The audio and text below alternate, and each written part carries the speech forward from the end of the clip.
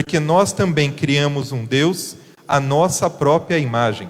Nós também enxergamos a vida, nós também reagimos diante das mais diversas situações, nós também entendemos o que é família, o que é casamento, o que é criação de filhos, não à luz daquilo que realmente corresponde à verdade, mas à luz daquilo que nós aprendemos desde que nascemos, a ser, a sentir, a pensar, a agir. Nessa noite, e agora já partindo para aquilo que a psicologia pode colaborar com nós que estamos aqui para aprendermos a sermos pais, mães, filhos, esposos melhores. Nós precisamos primeiramente pensar que o jeito que eu enxergo as coisas, inclusive Deus, que o jeito que eu reajo às situações, que o jeito que eu sinto, as emoções que eu tenho e que eu expresso nas mais diversas situações, não necessariamente são verdadeiras, não necessariamente são legítimas, mas podem ser armadilhas que a minha mente criou, e que porque eu sigo sem reflexão essas armadilhas, tentando fazer o bem, tentando acertar, eu estou sacrificando pessoas, eu estou maltratando pessoas, eu estou maltratando a mim mesmo. Amados, nós vamos ter nesta noite uma conversa um pouco dura, mas necessária. E eu quero convidá-los desde já, nós vamos falar que esse jeito de enxergar o mundo e de reagir ao mundo, a esse jeito nós chamamos esquemas. Tem um autor, Jeffrey Young, um dos grandes nomes da psicologia contemporânea, que escreve esse livro, Reinvente Sua Vida, no qual ele vai contar para nós, a partir da sua experiência clínica, a partir dos estudos mais atuais da área, como nós criamos seres humanos plenos, felizes, saudáveis, como nós conseguimos amadurecer de tal modo que não somos mais escravizados pelas armadilhas da mente que aprendemos a construir, que aprendemos a seguir na nossa história de vida. Porque ele vai dizer que muito desses esquemas, desse jeito de ser, que se integra à nossa personalidade, assim como Jefté, não corresponde à verdade das coisas, só nos faz sofrer mais do que o necessário, só nos faz maltratar pessoas. E de onde vem, Danilo, esses esquemas, essas formas de enxergar e de viver e de ser no mundo? Vai dizer Young, eles vêm do nosso temperamento, ou seja, daquilo que já nasceu com a gente. Dois bebês são muito diferentes, um é mais arisco, o outro é mais dócil, não é assim? Vem dos nossos temperamentos, vem das primeiras experiências de vida. Tivemos privação, inclusive alimentar, nutritiva, vivemos situações de violência, de negligência, mas vem sobretudo das necessidades emocionais fundamentais que todo ser humano tem, e que podem não ter sido satisfeitas ao longo da nossa infância e da nossa adolescência. Então nós vamos falar nessa noite sobre educação de filhos, de crianças, de adolescentes. Mas o convite dolorido que eu queria fazer para você é que a gente não fique nesse momento simplesmente pensando no que eu estou fazendo com os meus filhos, e se culpando e se condenando. Não é por isso que nós estamos aqui. Que nós não ficamos pensando na família do outro. Porque o vizinho trata o filho dele de tal jeito e isso vai dar muito errado no futuro.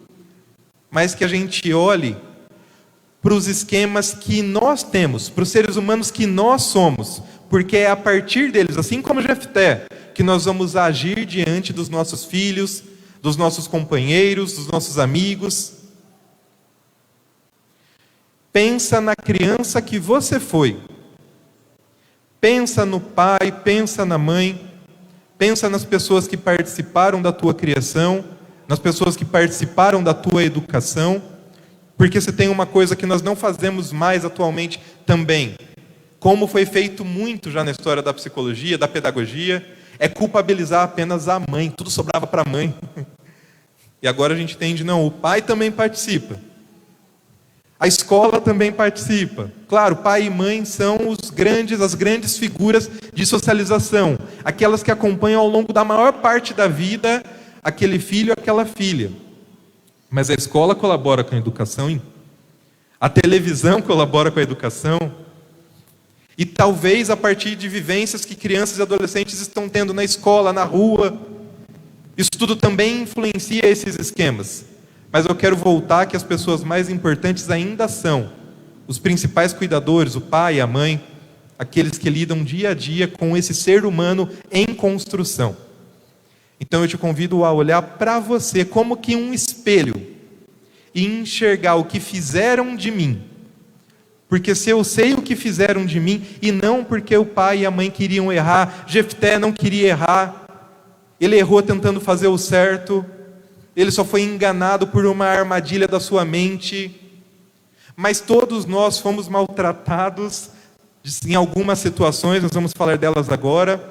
Todos nós temos esquemas desadaptativos, todos nós tivemos necessidades emocionais fundamentais não satisfeitas adequadamente.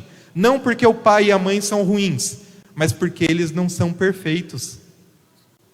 Então não é para olhar para trás para condená-los também, mas é para entender que na imperfeição deles, tentando muitas vezes dar o melhor, eles erraram, nós erramos, mas sabendo o que eu sou, sabendo o que me fizeram, eu consigo a partir de agora pensar: isso é uma armadilha, e trilhar um caminho diferente na minha vida, para ser mais livre, mais saudável, mais feliz, para amar mais e melhor.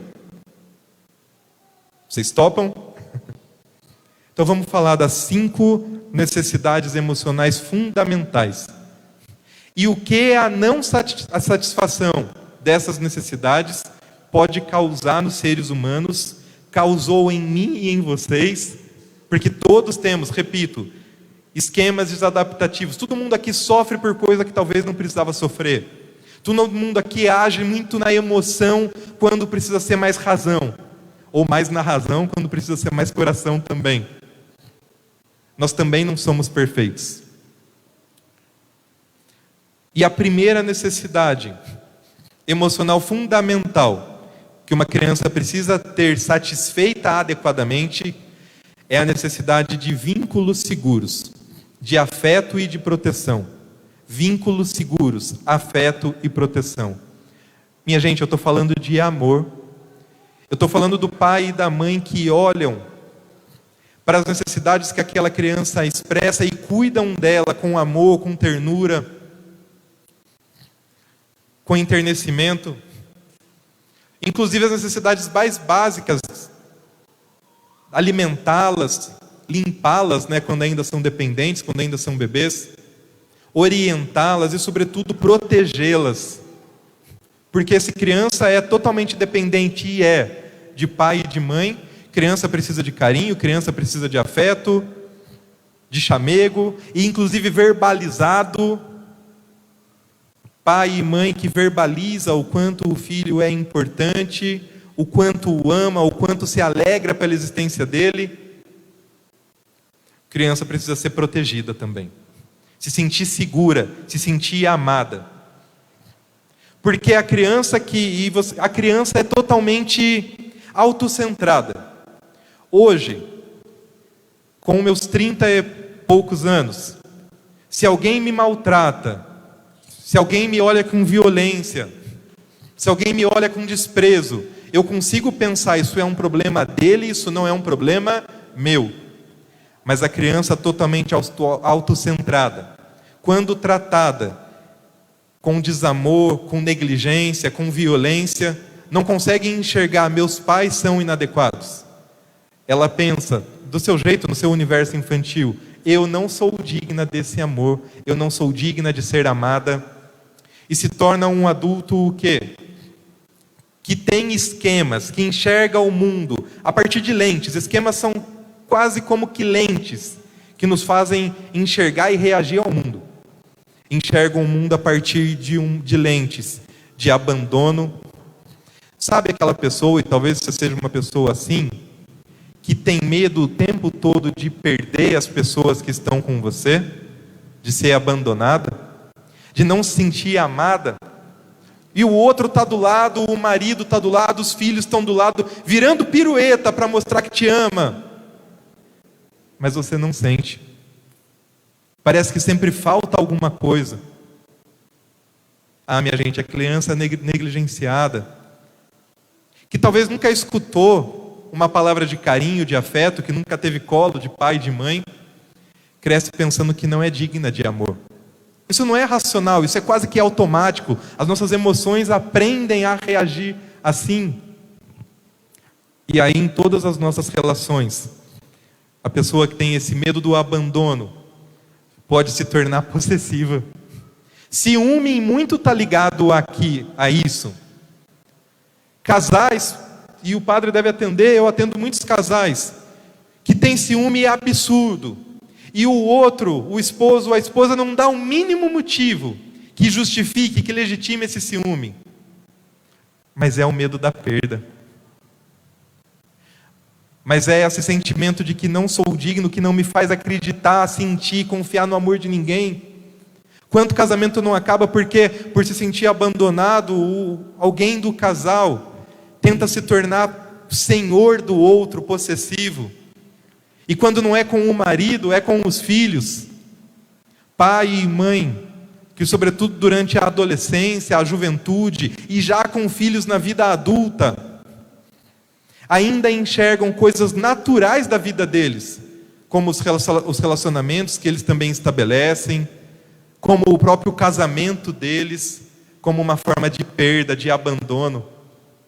Eu atendo pessoas que estão felizes da vida, com o filho, com a filha, que se casaram com pessoas boas, mas que não entendem porque ao mesmo tempo estão sentindo uma profunda dor, uma profunda tristeza.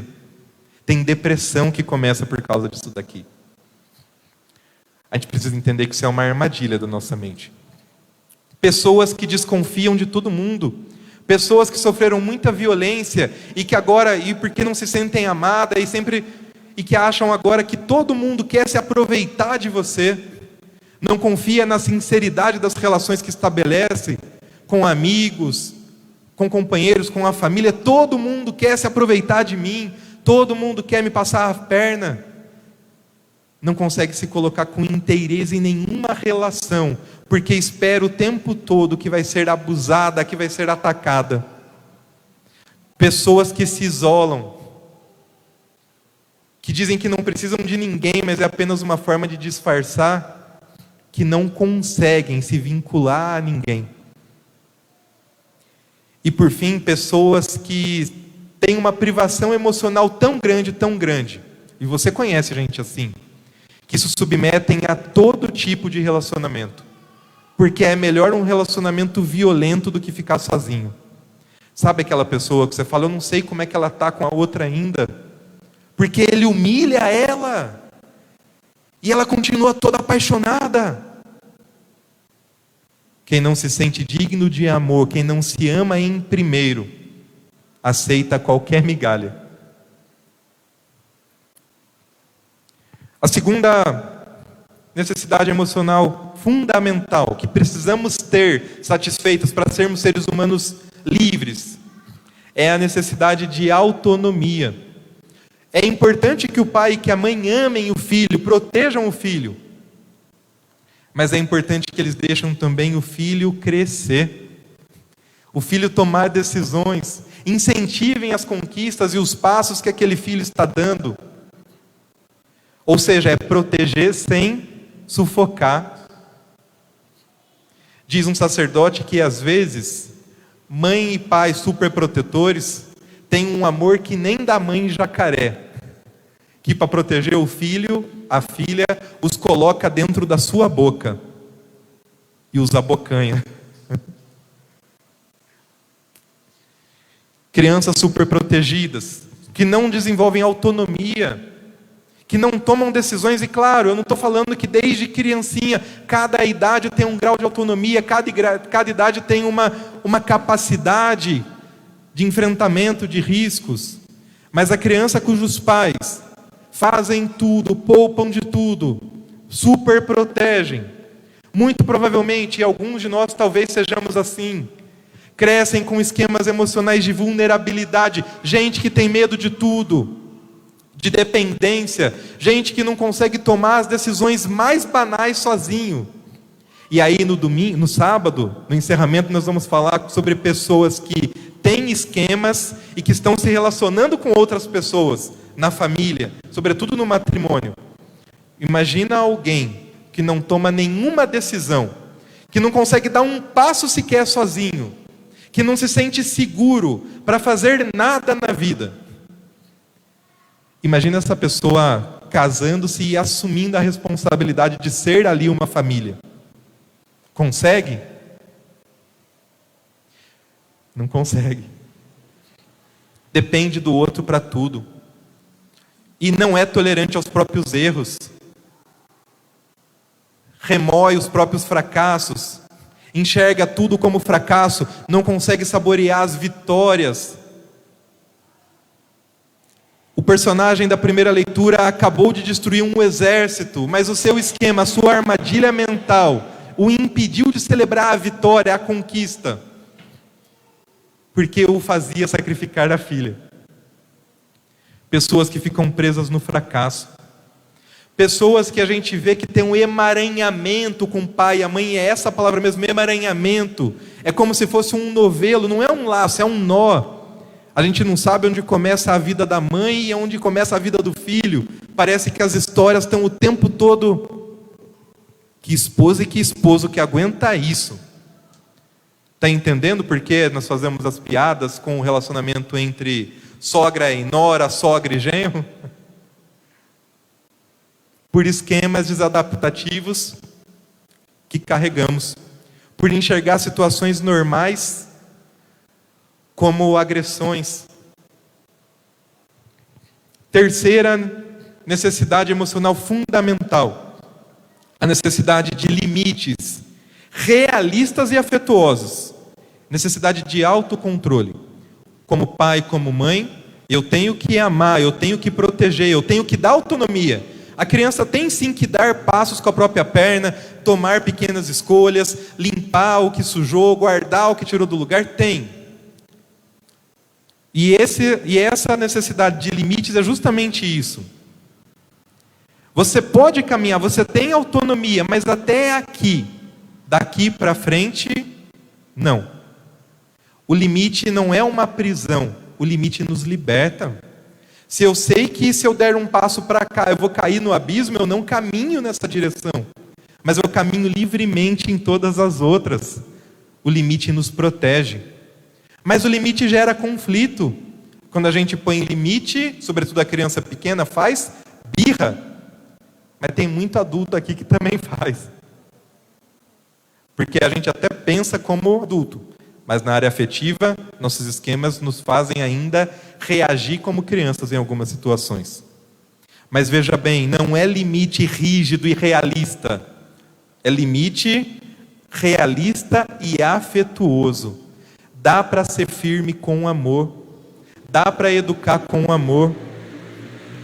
Porque se eu não faço isso, se eu não ponho limite, se eu não ensino algumas questões como respeito, como regras de convivência, e a gente vê hoje em dia quantas crianças hipermimadas, a criança cresce com o rei na barriga, e são pessoas que assumem esquemas de grandiosidade, de merecimento. Eu sou melhor que todos, o mundo tem que se dobrar à minha vontade. E por mais que é horrível conviver com uma pessoa assim, mas essa pessoa, por mais que não pareça, também sofre, sabe por quê? Porque nunca o mundo vai se dobrar totalmente às nossas expectativas e vontades. É aquela pessoa que compete em ser melhor em tudo, até no que é ruim. Eu quebrei o braço, e a pessoa diz, pois eu quebrei os dois. Não é assim?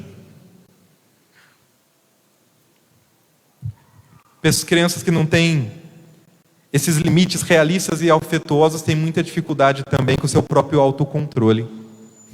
Sabe aquela pessoa que começa 1000 projetos, 1000 coisas, mas não leva nenhuma delas adiante? Que pula de galho em galho, porque não se organiza financeiramente, não se organiza nas suas tarefas, começa um monte de coisa e não termina nada, não tem firmeza, não se governa. E aí, se eu não me governo, os outros me levam para onde eles querem, do jeito que eles querem, faz gato e sapato de mim. Ensinar limites é ajudar a criança também a desenvolver autocontrole, autorregulação, para que ela consiga lidar, organizar, administrar a própria vida, as próprias emoções e, consequentemente, administrar a própria família. Quarta necessidade básica emocional, necessidade emocional fundamental. E essa é muito importante, minha gente. A necessidade de liberdade de expressão e validação emocional. Eu não estou dizendo aqui que ela pode falar o que ela quer, que ela pode ofender. Não é isso. Vocês vejam que uma necessidade corresponde, né? Conversa com a outra. Mas eu estou falando que quando ela diz algo, nós temos que ouvir. Veja, nós tentamos, por conta daquilo que é socialmente aceito, desde pequenos, podar as nossas crianças na expressão dos seus afetos. E aí, imagina uma criança de 5 anos que chega para você, eu gosto muito desse exemplo, é um teórico importante chamado Bowlby que traz. E a criança de 5 anos chega e fala: mamãe, eu não gosto da minha vovó. E o que a mãe, a grande maioria das mães, responde? O quê? Não pode falar assim? A avó vai ouvir, a avó vai ficar triste. Vocês acham que para criança de 5 anos não gostar significa a mesma coisa que significa para mim e para você? Quando eu falo isso, ela não está entendendo que não pode falar da avó na cara da avó. Ela está entendendo que não pode confiar no pai e na mãe para falar aquilo que ela sente. Sabe essas notícias tristes que a gente vê na TV? De crianças que foram abusadas por muitos anos e nunca contaram nada para o pai e para a mãe? Pode vir daqui. Eu não confio. A mãe ensinou que eu não posso falar para ela o que eu estou sentindo, porque vai vir sempre crítica, ataque. E aí, não confiando na família como um lugar seguro, um lugar que eu possa expressar os meus afetos. Ou eu os reprimo, ou eu os expresso para pessoas completamente erradas. Validação emocional é saber ouvir. Por quê? O que você quer dizer com isso? O que está acontecendo? Por que você está falando assim da avó? Crianças que tiveram e adolescentes que tiveram podados, cerceados, que não tiveram a sua necessidade de expressão emocional, que não tiveram validação, que foram muito criticadas o tempo todo, podem se tornar adultos que se subjugam muito, porque eu fui tão criticado que agora eu vou me deixar de lado, eu vou fazer o que preciso for, eu vou me aniquilar para poder corresponder sempre 100% à expectativa do outro. Pior, adultos que precisam o tempo todo de aprovação e de reconhecimento. Se o outro não fala que o que eu fiz está bom, é como se eu não tivesse feito. Eu vou servir na comunidade, e se depois eu não tiver aplauso e confete, sabe aquelas pessoas que precisam estar o tempo todo na liderança? Se eu não tiver confete, não serve. E não é por mal, é um sofrimento. É um achar, é um não confiar em si e achar que tudo o que faz não está bom. E como é que a gente tem isso ainda hoje? Por isso, eu quero destacar aqui pessoas e mães que estão sentindo, que acham que são assim. A fala dessa noite não é para você ficar se culpando ainda mais e falando: tá vendo, eu estou fazendo tudo errado com a minha filha. Mas é para você pensar que eu não preciso agir assim. Até aqui me fizeram isso. Daqui para frente, agora eu tomo as rédeas. Última necessidade emocional fundamental para a gente concluir. A necessidade de espontaneidade e de lazer. Ou seja, criança tem que ser criança. Porque eu sei que muito na boa vontade, tentando torná-las competitivas num mundo que está cada vez mais competitivo, nós estamos compondo para nossas crianças agendas parecidas com as de executivos. 8 horas inglês, 9 horas alemão, 10 horas natação, 11 horas balé. E o tempo de ser criança, e a ludicidade, e a criatividade. Mais ainda, pais e mães que não tiveram os seus sonhos realizados, sempre quis tocar violão, sempre quis fazer balé, e agora querem realizar nos filhos o sonho que era deles. Mas o filho pode não sonhar com isso. Criança que não tem espaço para ser criança. Criança que é muito cobrada desde sempre. Criança que tem essas agendas amalucadas. Podem crescer com padrões muito inflexíveis sobre si mesmo. Extremamente perfeccionistas, extremamente autocríticas, que se punem o tempo todo, que se cobram o tempo todo, que colocam padrões irrealistas e inflexíveis sobre si mesmos e não conseguem se satisfazer com nada do que fazem. Adultos extremamente pessimistas, negativistas, que só conseguem enxergar diante dos olhos um futuro triste, amargurado, desgraça, porque afinal não são capazes de corresponder às expectativas que colocam sobre elas mesmas. A mãe até está mais light no futuro. A mãe até reconheceu que não precisava ter cobrado tanto assim.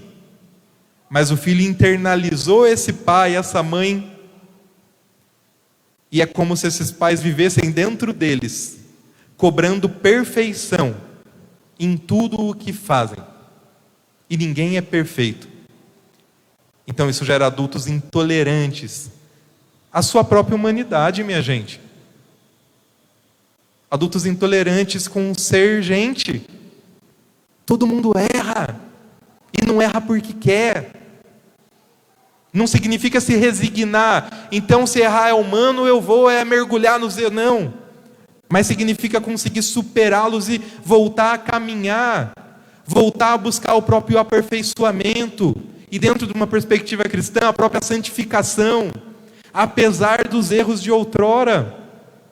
Vocês estão entendendo? Vocês conseguiram olhar para a própria história e perceber o quanto, sem querer, nós fomos sim machucados, e o quanto hoje nós nos deixamos guiar, não pela realidade, mas por esquemas, por armadilhas mentais, que nós insistimos em segurar, insistimos em carregar. Eu te convido a ler os primeiros capítulos do Evangelho de São Lucas, em que narra a infância de Jesus, e mirar no exemplo da Sagrada Família, porque a Sagrada Família realizou em Jesus, satisfez em Jesus todas essas necessidades. Maria deitou Jesus na manjedoura simples e amou-o profundamente, pois quando os magos chegaram, estava ali Maria, adorando, cuidando, zelando pelo próprio filho. Diante da perseguição de Herodes, José não foi valente de enfrentar, mas foi corajoso de proteger o menino. Vamos correr para o Egito. Quando perdem o menino Jesus no templo aos 12 anos, voltam e o encontram entre os doutores. E Maria não vem desesperada, gritando impropérios, acusando. Maria não vem com a cinta na mão. Maria vem e pergunta: o que você está fazendo? E escuta: estou cuidando das coisas do meu pai. E guarda no coração. Porque naquele momento ele poderia fazer isso. Está sendo receptivo, está validando ali as emoções do menino Jesus. Maria coloca limites, pois essa mesma passagem termina dizendo que Jesus voltou com eles para Nazaré e lhes era submisso. A Sagrada Família deixava que ele tivesse espontaneidade. E o final da palavra sobre a infância de Jesus diz que Jesus crescia em estatura, sabedoria e graça, diante de Deus e diante dos homens. Está no final do capítulo 2 de São Lucas. Jesus crescia em estatura, sabedoria e graça, diante de Deus e diante dos homens. É isso que eu quero para mim e para vocês. que por mais que essas armadilhas mentais, e no sábado nós vamos falar um pouco sobre como enfrentá-las, é uma partilha que não termina nessa noite. Por mais que nós estejamos ainda machucados, feridos, e porque somos machucados, nós ferimos os outros, e outros que amamos profundamente, como os nossos filhos, tem jeito. E o grande segredo é, primeiramente, ter coragem de enfrentar esses esquemas, de questionar a si mesmo, de entender que papai e mamãe erraram, não porque eram maus, mas porque ninguém é perfeito, e por isso eu também não sou perfeito. Mas reconhecendo a minha própria imperfeição, agora eu posso tentar ser diferente. E mais ainda, entender que, à luz disso que refletimos, à luz da palavra de Deus, precisamos educar os nossos filhos, precisamos agir no mundo, na família, com amor. Em português, a preposição com significa na companhia de. Educar com amor, dentro de um contexto católico, dentro do contexto da Semana da Família, é dizer que, mesmo com as nossas imperfeições, o amor está ao nosso lado. E o amor para nós católicos não é um sentimento, não é uma força. O amor é uma pessoa. O apóstolo João vai dizer que Deus é amor. Eu sou falho, eu sou imperfeito. Mas com o amor, com a graça de Deus, eu consigo santificar a minha casa, a minha família, os meus filhos,